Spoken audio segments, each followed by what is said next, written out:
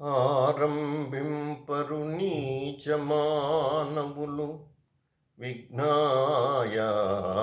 సంత్రస్తులై ఆరంభించి పరిత్యజింతుదురు విఘ్నాయత్తులై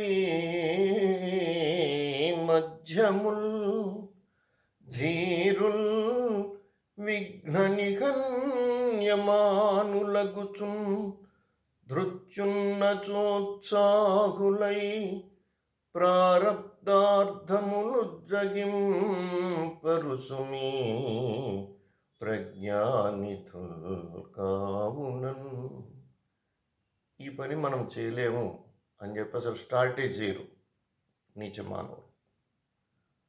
కొంత దూరం పనిచేసి మన వల్ల కాదని వదిలేస్తారు మధ్యస్థులు.